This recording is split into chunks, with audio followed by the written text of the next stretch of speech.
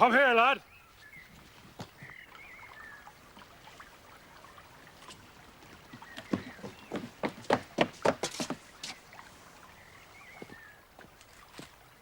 What are you doing on my property? Come to claim back what's rightfully mine, sir.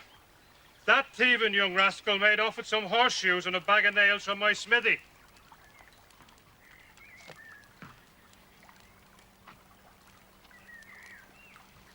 Where is your proof? The proof is I'll find him there. Now, I don't want to be forced to call the police. These people are guests of mine, but you are trespassing, Mr. Thorne. I'm not frightened of you, Doctor. Get off my land!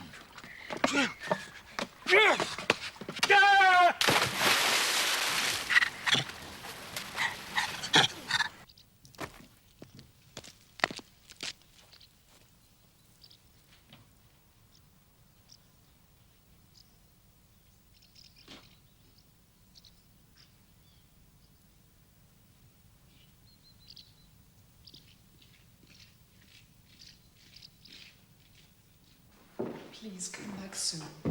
My dear, there is nothing whatever to worry about. We shall be married in a few weeks. I'm just on my way back to London. Goodbye, sir. And thank you for a most pleasant weekend. I mean to improve my game of chess before my next visit. Yes, I see. You weren't an unworthy opponent. Thank you, sir. I'm just seeing Percy down to the gates, Father. Here.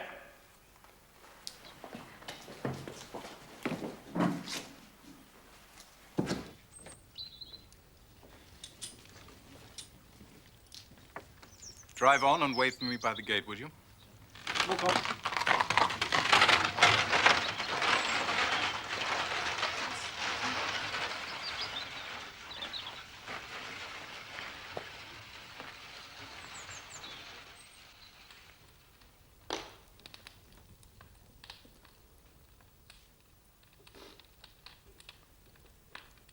The fellow is trespassing. He had a ducking, and that is all. Father, I cannot believe that Thorne would deliberately... Damn it, woman! Are you part of the conspiracy against me, too? No, Father. I live here.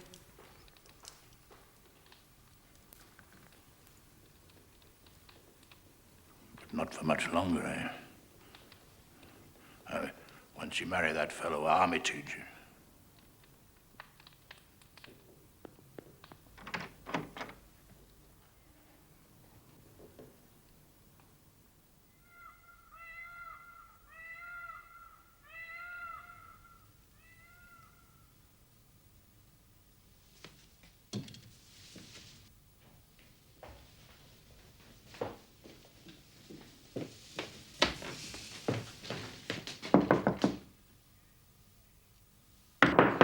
Yes, what is it?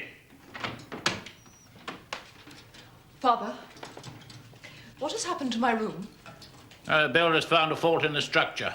Better sleep in your sister's room till they've finished working on it. Julia's room. I can't sleep in there. And why not, pray? I can't. What is the matter? It's a perfectly good room. I've instructed the housekeeper to prepare it for you. Now run along your baggage. Good night.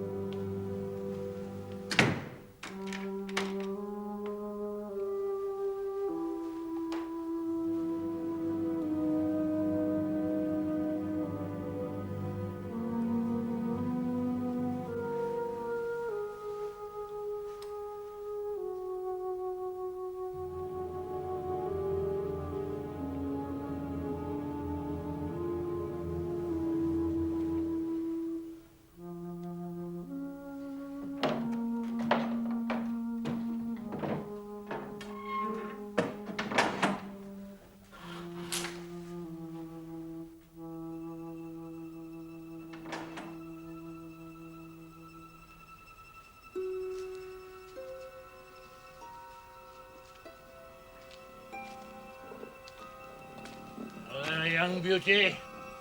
Good night. Good night, baby.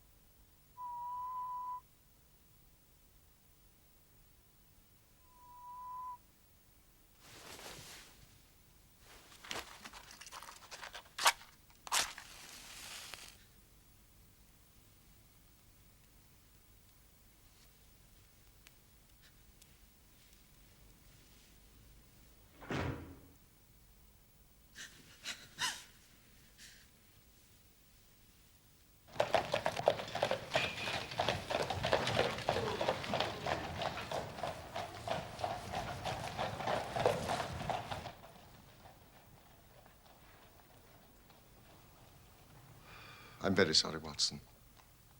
But it seems to be the common lot this morning. What? Mrs. Hudson has been roused. She retorted on me and I on you. But it's only 7:15. What is it, a fire? No. A client. This will take a moment to draw, sir. But only a moment. Mrs. Hudson is a mistress of the art of fire lighting. This is my intimate friend and associate, Dr. Watson, before whom you may speak as freely as before myself. How do you do? Mrs. Hudson, do you think you could bring this young lady a hot cup of coffee? For I observe you are shivering. It is not cold which makes me shiver. What then?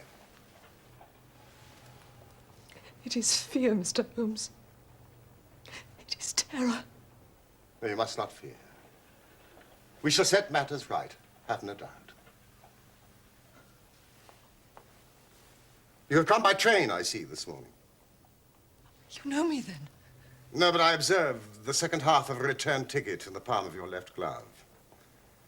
You started early, but you had a drive in a dog cart along heavy roads before you reached the station. But there's no mystery, my dear lady. The left arm of your jacket is spattered with mud in no less than 7 places. The marks are fresh. There is no vehicle, save a dog cart, which throws up mud in that particular way. And then only when you sit on the left-hand side of the driver. You are perfectly correct. Sir, I can stand the strain no longer. I shall go mad if it continues. I have heard of you from Mrs. Farintosh, whom you helped in the hour of her sore need. Farintosh.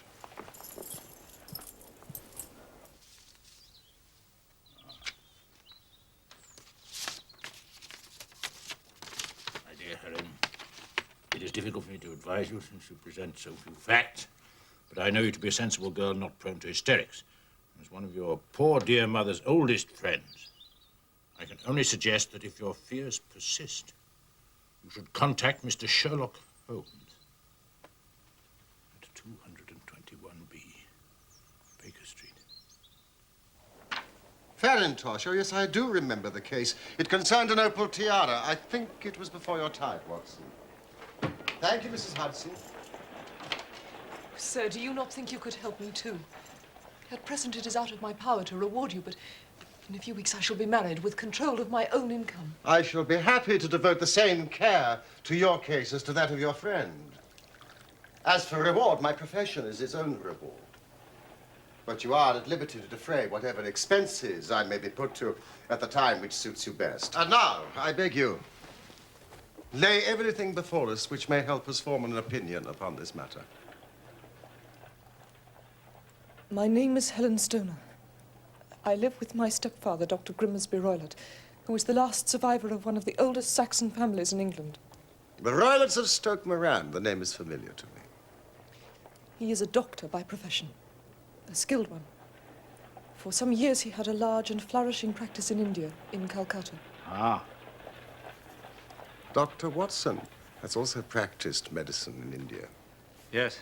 Attached to the 5th Northumberland Fusiliers. And pray continue, Miss Stoner. In Calcutta, he married my mother. She was the young widow of Major General Stoner of the Bengal Artillery. I was only 2 at the time of Mother's remarriage, and my sister, Julia, was 5 years older. Our mother had a considerable sum of money, not less than 1,000 a year, and this she bequeathed to Dr. Roylott entirely while we resided with him. Forgive me, your mother has passed on? Shortly after our return to England, she was killed in a railway accident near Crewe.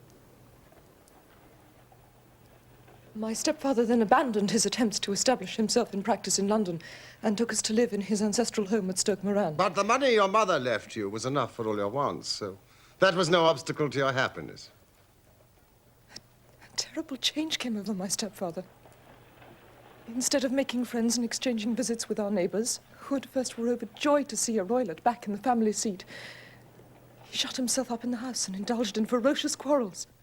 At times it was, and still is, hard to keep him out of the police courts. He's become the terror of the village. Does he permit any visitors?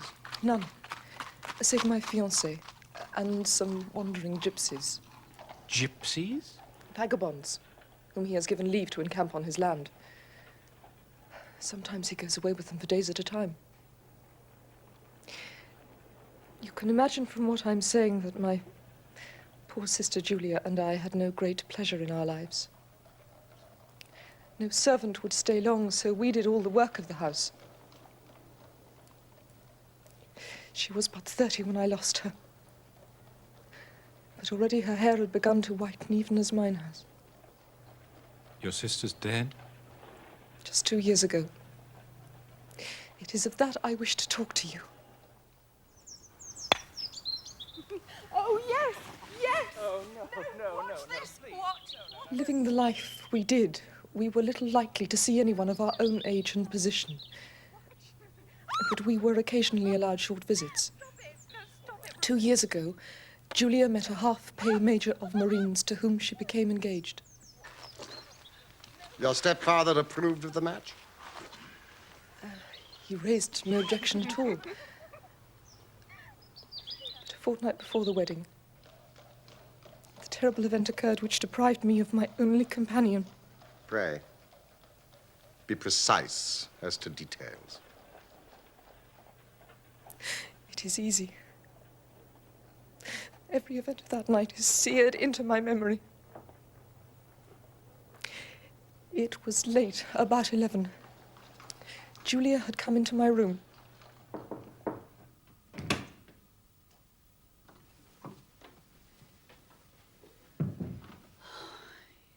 Smoking those awful cigars again.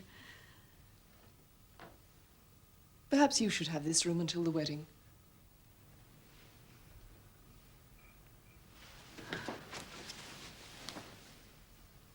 Oh, Helen. Oh, I feel so happy. And yet wretched that I'm leaving you here alone. My turn will come. I shall miss you. You won't. I'll come and stay. Besides, your major has promised to find me a brother officer of equal rank and infinitely better looking. My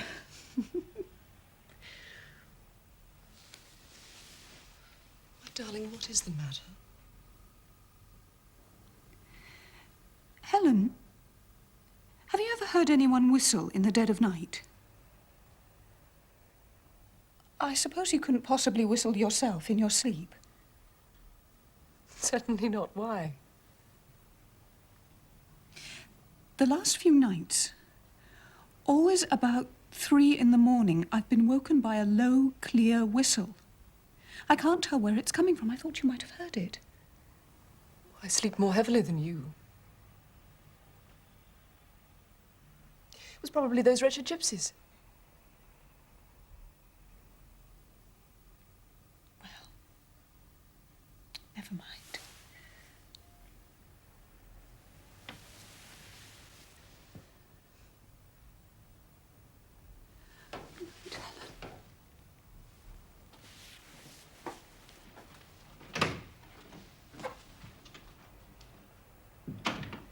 Was it your custom always to lock yourself in at night?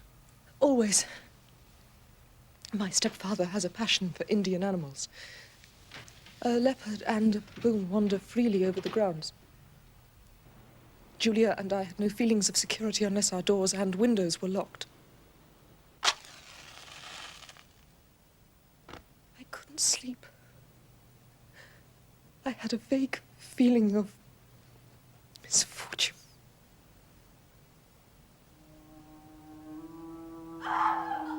Julia!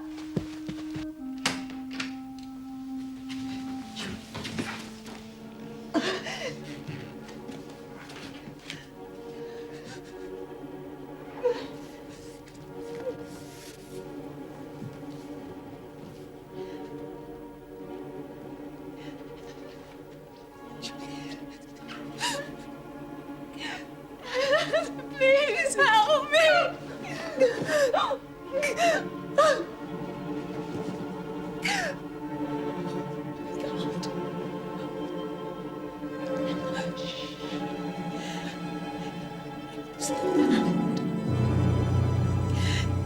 Speckled. Band. I can't bother. No, no, please, Julia. Please, Go back to your room, child. I'll deal with this.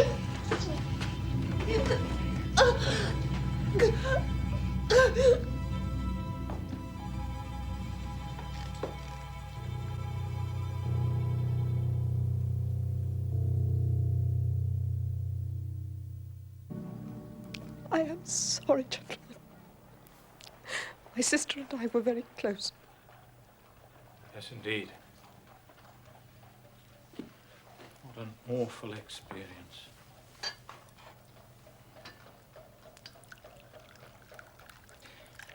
And you've no idea what might have caused... This whistle and a metallic sound, you can swear to it? It was my strong impression. I may possibly have been deceived. Was your sister dressed? No, she was in her nightdress. On the floor there was a candle and the charred stump of a match. Which means something must have woken her up, and she struck a light to see what the matter was. What conclusions did the coroner come to? He investigated the case with great care, but he was unable to find any satisfactory cause of death. And your evidence would have shown that the door was fastened on the inner side, the windows blocked by shutters, secured every night. It is certain, therefore, that your sister was alone when she met her end. Yes. Besides, there were no marks of violence upon her. What about poison? The doctors examined her for it without success. What do you think this unfortunate lady died of, then?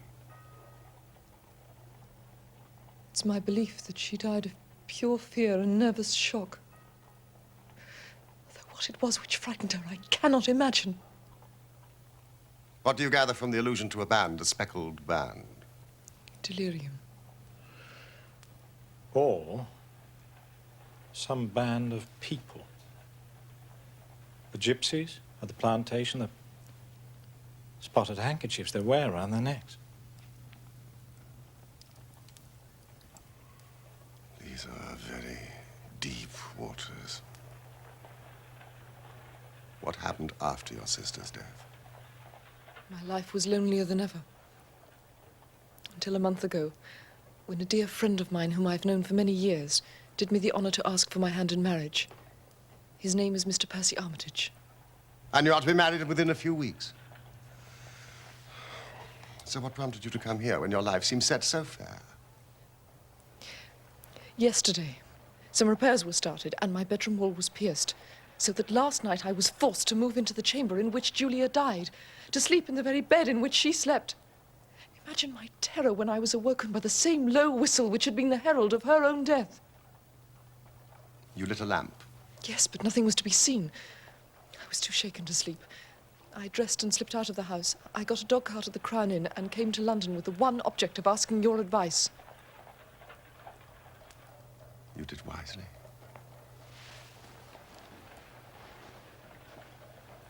But have you told me all? Yes. You have not, Miss Stoner. You are shielding your stepfather. He is a hard man, but he's still the only father I have known. I'd say it was time for some breakfast. But there are 1,000 details I desire to know before I decide on a course of action. If we were to come to Stoke Moran today, could we see over these rooms without the knowledge of your stepfather? As it happens, he spoke of coming to town today on some business. And the workmen? I have seen none. We have a woman who comes to clean from the village, but only in the morning. There should be nothing to disturb you. Excellent, Watson. You're not averse to this trip. By no means. Then we will be with you in the early afternoon. I shall be there for your arrival. You'll stay for some breakfast, surely. Thank you, no.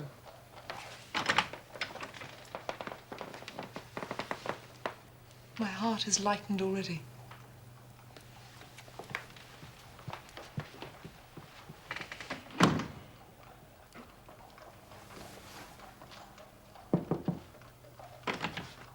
Ah, Mrs. Hudson. Thank you.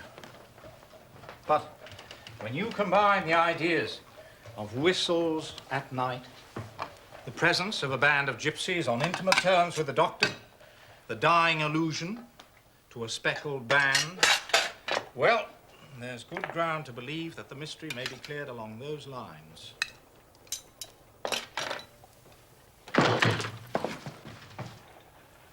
Which one of you is Holmes? My name, sir. But you have the advantage of me. I'm Dr. Grimsby Roylott of Stoke Moran.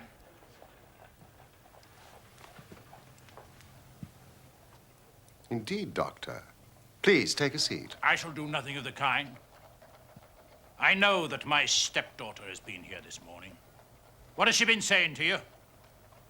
It is a little cold for the time of year. What has she been saying to you? But I have heard that the crops promise well. Ah, you put me off, do you? You scoundrel, sir. I've heard of you before. You're Holmes the meddler, Holmes the busybody, Holmes the Scotland Yard Jack in office. Your conversation really is most entertaining. If you would close the door on your way out, as there is a decided draft. I will go when I've had my say. And don't you dare to interfere in my affairs. I know that Miss Stoner has been here.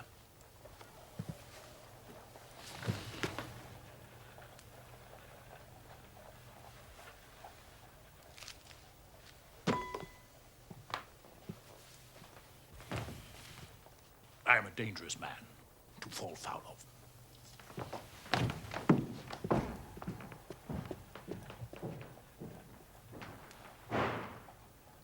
Thank you, Mrs. Hudson. Just another client.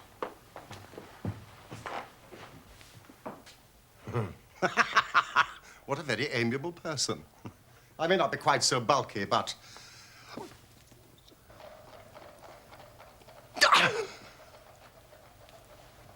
Fancy his having the insolence to confound me with the official detective force. This incident gives zest to our investigation. I only hope our friend won't suffer from her imprudence in allowing that brute to trace her here. One thought keeps nagging at me, Watson. Roylott's professional life in India. If it was so successful, why would he exchange it for a life of aristocratic penury? My friend Coombs would know. Coombs was in Calcutta around that time.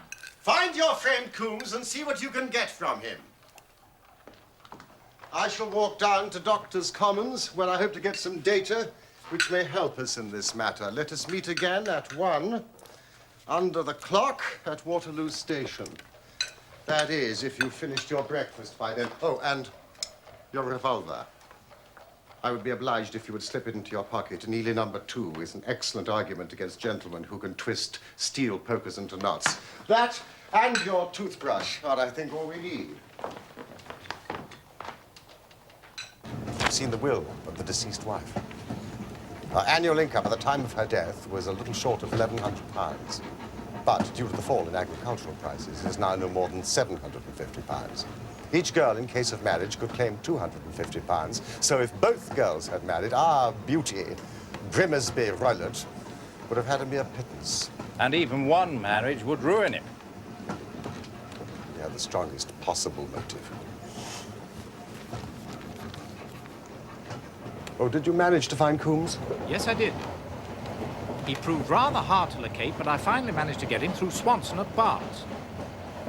He did know Roylott in Calcutta, confirmed what the girl had said, and added one intriguing fact.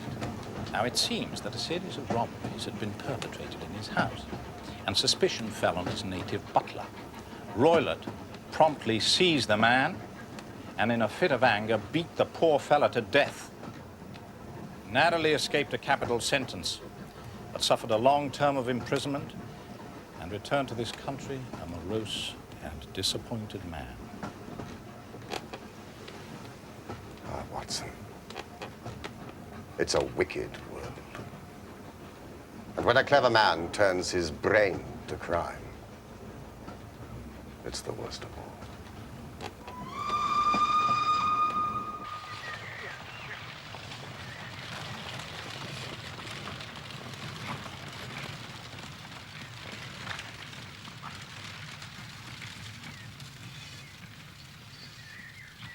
On holiday, are you, gentlemen? No, we're architects.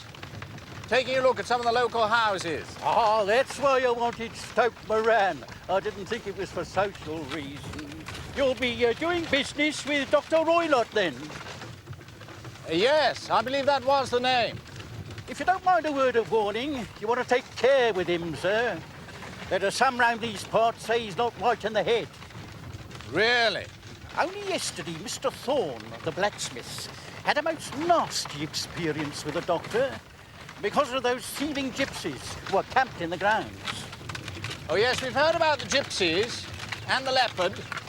The story goes the doctor threw Mr. Thorne in the stream in a fit of uncontrollable temper. And old Thorne, he's not a small man. Good Lord. Is he bringing a charge of assault? He was going to, but Miss Stoner, the doctor's young stepdaughter, paid him some of her own money to keep it quiet. Well, that's what I heard. Well, I never. Do you hear that, Holmes? The more I see and hear of that young lady, the more my admiration increases. Young woman of commendable spirit. You can pull up here, driver.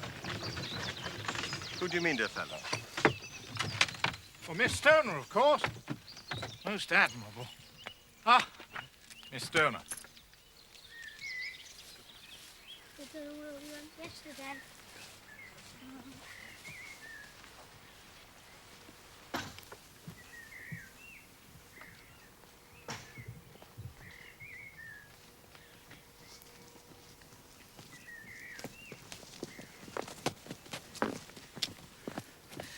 All has turned out splendidly. Dr. Roylott has gone to London and he won't be back before the evening.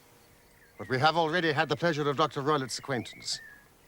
Good heavens, he followed me. Yes, he turned up just after you left, but Holmes sent him off with a flea in his ear. He's so cunning, I never know when I'm safe from him. Well, then he must guard himself. Or he may find someone more cunning than himself upon his track, shall we? Holmes, don't you think we ought to get Miss Stoner away from here tonight? What, an aroused suspicion? But if he's violent... We shall be here.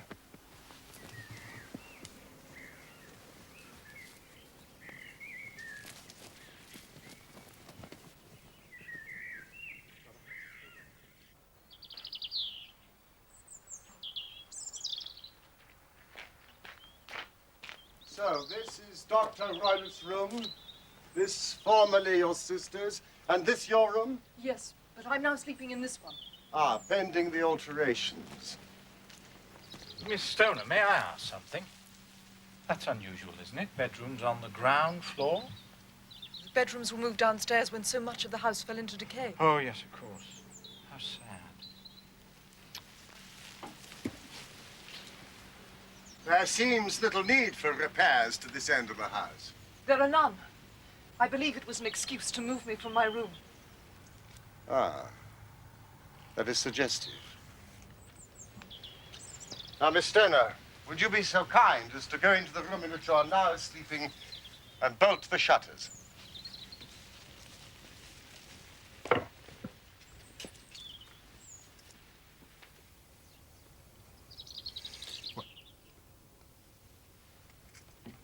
What are you doing, Watson? Well, I'm using your methods, Holmes, seeing whether the ground has been disturbed. And what have you come up with? Your footprints, I believe. And mine and Miss Stoner's. And this.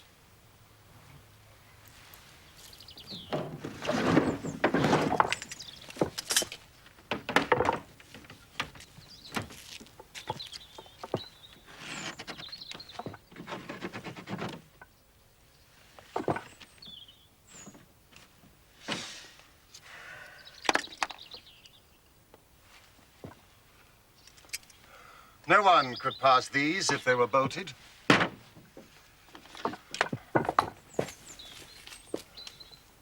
Well, let's see if the inside throws any light on the matter. Ah.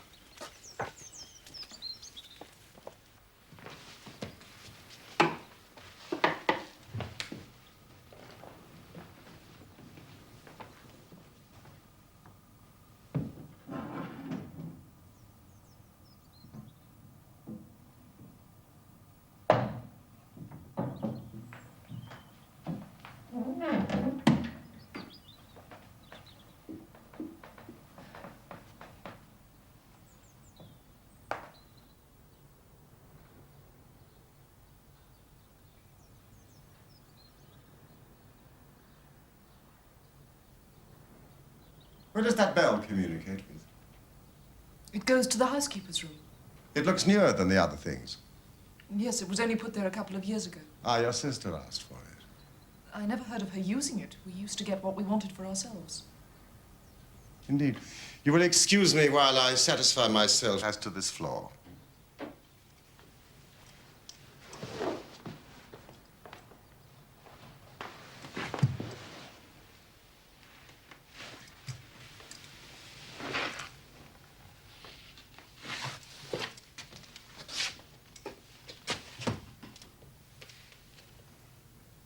It doesn't ring. It's very strange.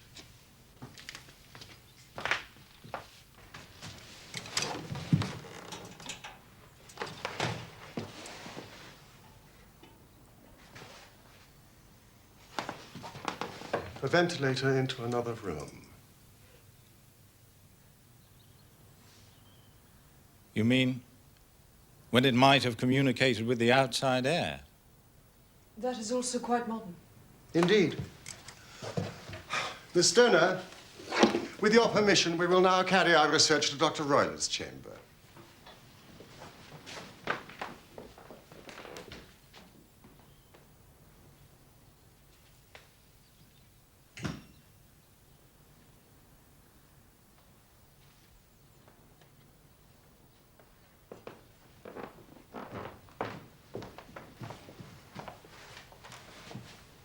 What's in here?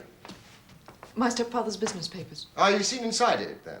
Only once. Some years ago. I remember it was full of papers. Is there a cat in there? No. What a strange idea. Well, look at this. No, we don't keep a cat. Ah, well. A leopard is a large cat, after all. Yes, but a saucer of milk wouldn't go far in satisfying a leopard. Leopard is kept on a leash, is it? This sort of leash, Watson? What do you make of it? Well, it's a common enough dog leash, but I don't know why it should be tied. We have no dog. Thank you, Miss Stoner.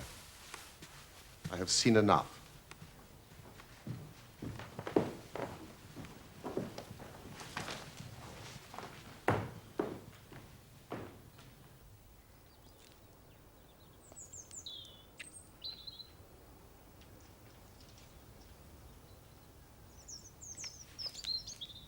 I was going to ask if you'd like some tea.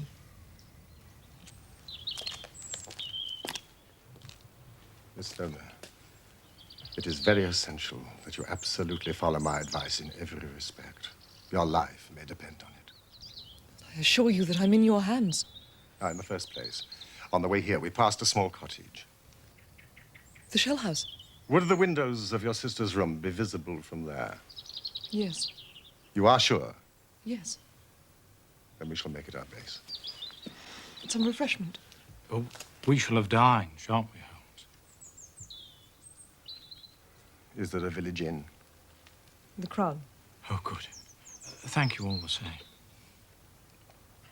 Now, Miss Stoner, when your stepfather returns, you must confine yourself in your room on pretense of a headache.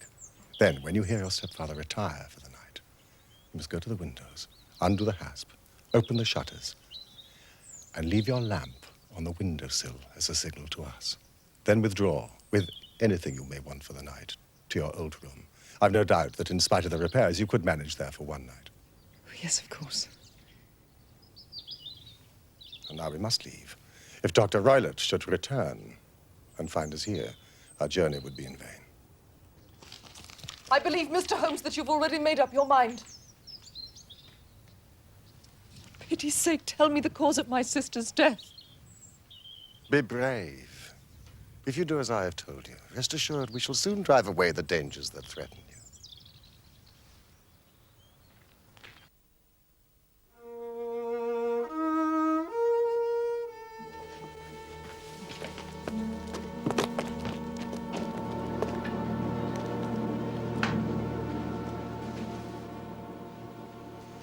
Yes, it is a clear view.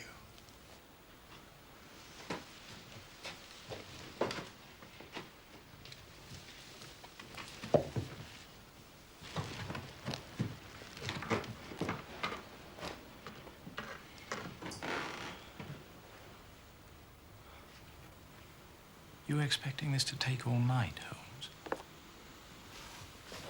It's possible. Anything's possible.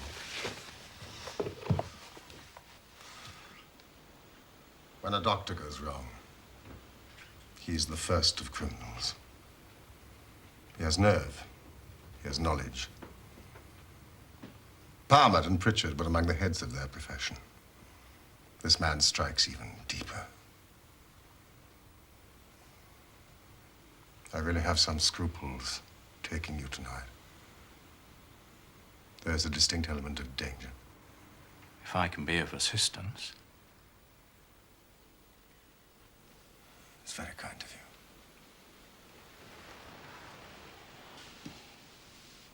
you.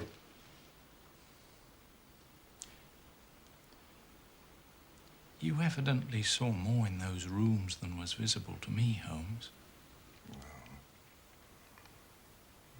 But I probably deduced a little more. Do you remember Miss Stoner said that her sister could smell Dr. Roylott's cigar? Well? The ventilator. A ventilator made, a cord hung, and a woman who lies in the bed dies. I can't see any connection. Did you notice anything peculiar about the bed? It was clamped to the floor. Could not be moved. Had to remain in the same relative position to the ventilator and the rope, for so we may call it, since it was clearly never made for a bell pull.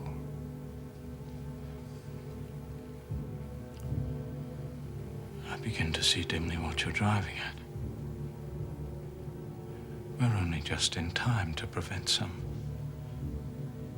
subtle and horrible crime.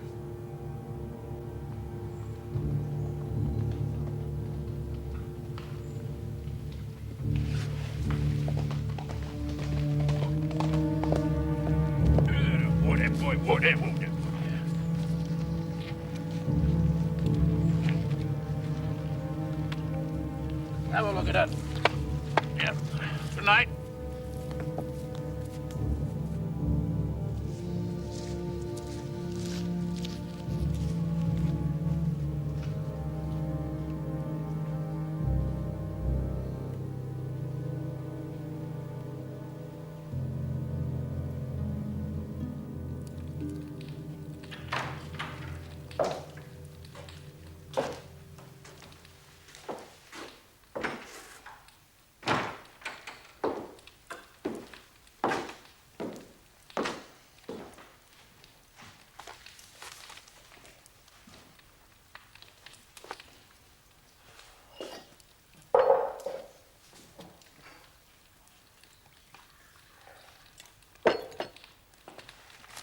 Did you have a good day?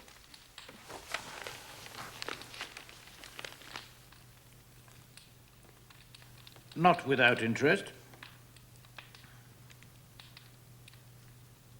Where did you get to this morning? I decided to go to town too. I had some shopping to do for the wedding. You knew I was going up. We might have traveled together. I left early. Yes, I know you did. So that I should be back by lunchtime. I had some things to do here this afternoon. My trip was a whim.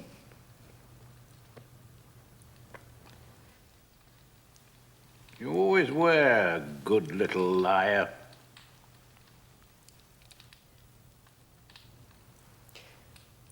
Will you excuse me? I have a terrible headache.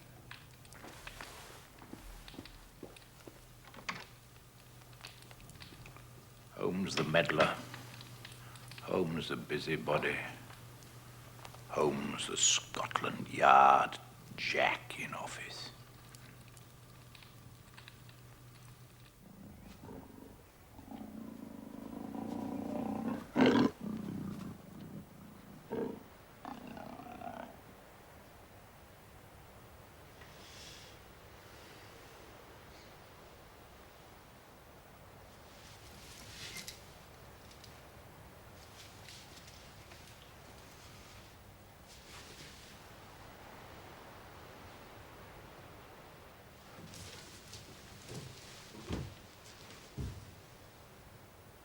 The signal.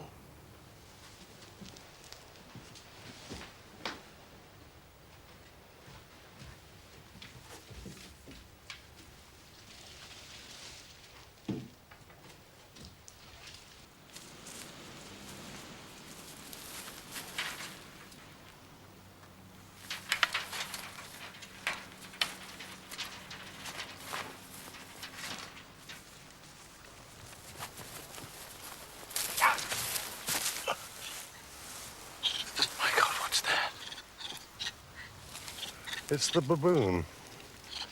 This is a nice household.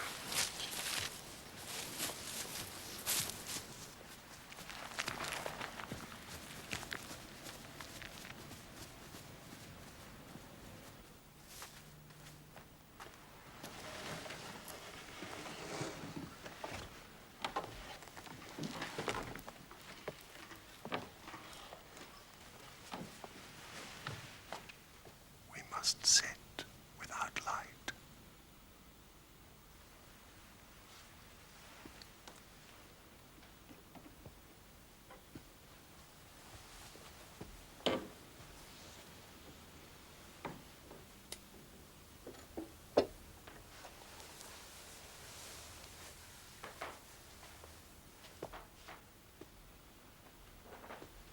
Do not fall asleep.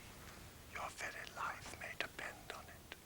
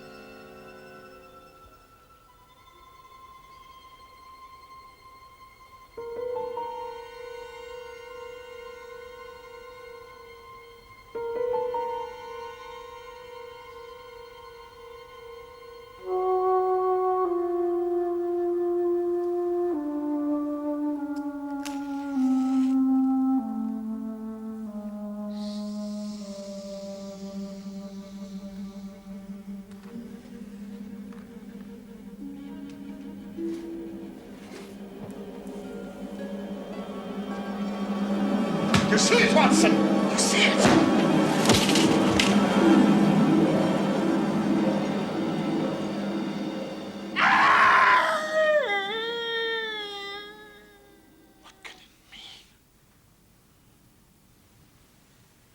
It means that it's over. And perhaps for the best. Come, Watson. Bring your pistol.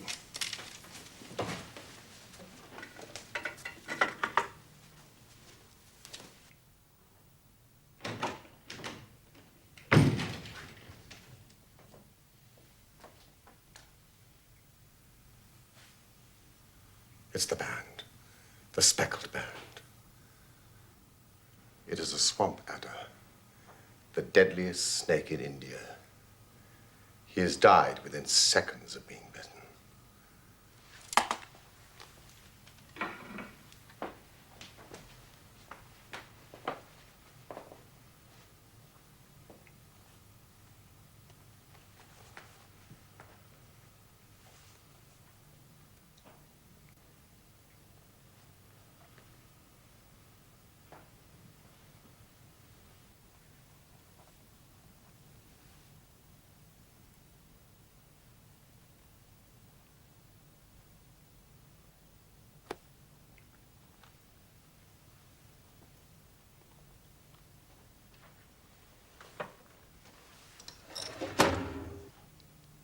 Violence does, in truth, recoil upon the violent. And the schemer falls into the pit which he digs for another. The idea of a snake occurred to me when I coupled it with the knowledge that the doctor was furnished with a supply of creatures from India. A form of poison, Rapid and lethal. which couldn't possibly be discovered by any chemical test. It might or might not bite the occupant of the bed. She might escape every night for a week, but sooner or later, she must fall a victim. Oh, my poor Julia. The doctor had trained the snake, probably with the milk, to return at the sound of a whistle. The very whistle which you and your late sister heard. My inspection of the chair in Dr. Roylett's room had shown that he had been in the habit of standing upon it to reach the ventilator. Last night, when I attacked the snake and drove it back through the ventilator, I roused its snakish temper, causing it to turn upon the next person that it saw. Dr. Grimmersby Roylott. So you, Holmes, were indirectly responsible for his death. I cannot say that it is likely to weigh very heavily on my conscience.